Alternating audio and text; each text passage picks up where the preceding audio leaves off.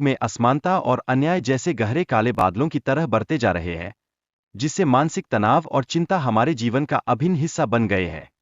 हर कोई अपनी अपनी लड़ाइयों में संघर्ष कर रहा है, जैसे कि एक नाविक तूफान में अकेले संघर्ष कर रहा हो। प्रदूषण और प्राकृतिक असंतुलन के कारण धरती पर नई बीमारियों और महामारियों का अस्तित्व बढ़ रहा है। यह सभी समस्याएं प्रकृति के असंतुलन की गहन आवाज सुनाती है, जैसे एक अंतहीन सिसकिया।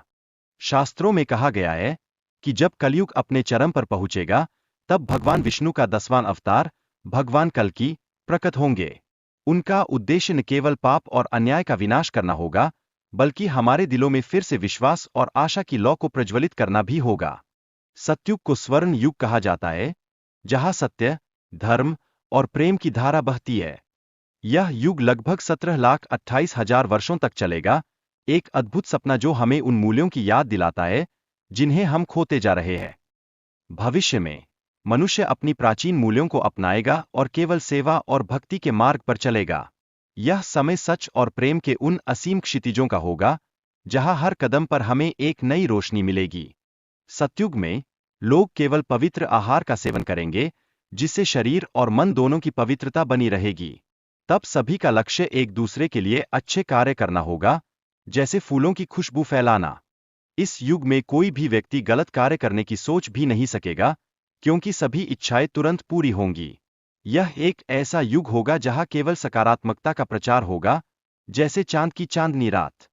सतयुग में मनुष्य की औसत ऊंचाई लगभग 32 फीट होगी और वे 1,00,000 वर्षों तक बिना किसी बीमारी के जीवन व्यतीत करेंगे। यह परिस्थितियां हमें यह याद दिलाती है कि स्वास्थ्य और कल्याण कभी भी व्यक्तिगत हित से ऊपर होते हैं। सतयुग में सभी जीव जंतु शाकाहारी और शांतिप्रिय होंगे, और कोई भी जीव दूसरे का शिकार नहीं करेगा। यह एक ऐसी दुनिया का सपना है जहां प्रेम और सहिष्णुता कहलाएगा, एक ऐसा संसार जो हमें एक दूसरे के करीब लाएगा। इस युग में मनुष्य को दिव्य शक्तियां प्राप्त होंगी, जिससे उन्हें किसी भी चीज की प्राप्ति सहज होगी। कोई भी भूखा या गरीब नहीं रहेगा, जैसे कि अमृत की धारा सभी का पोषण करेगी। प्रकृति मनुष्य की जरूरतों के अनुरूप अनुकूलित होगी, मौसम में संतुलन बना रहेगा और खाद्य और जल की कोई कमी नहीं होगी। यह एक प्राकृतिक समृद्धि का युग होगा, जहां हरियाली हर जगह फैल जाएगी। मनुष्य का जीवन प्रेम, सहयोग और दूसरों के कल्याण के लिए समर्पित होगा। इस युग में स्वार्थ, ईर्ष्या और प्रतियोगिता का कोई स्थान नहीं होगा, क्योंकि सभी मिलकर एक सुनहरी शांति की ओर बढ़ेंगे। इस युग में प्रकृति का संरक्षण होगा और हर व्यक्ति अपनी आवश्यकताओं के अनुसार ही संसाधनों का उपयोग करेगा। यह संतुलन समाज में एक नई चेतना लाएगा, जैसे एक नई सुबह का सूर्योदय। सतयुग में लोग एक दूसरे की मदद करेंगे और स्वार्थ से दूर रहेंगे। प्रेम और सहयोग से भरा यह समाज सच्चाई के मार्ग पर चलने का संकल्प करेगा, जैसे एक बहार में खिलते फूल। कलयुग में भगवान के नाम का स्मरण ही मनुष्य को सच्ची शांति और मुक्ति दिलाएगा। लोग भौतिकता से परे आध्यात्मिकता की ओर लौटेंगे, जैसे भूखे सागर में ताजगी का अनुभव होना।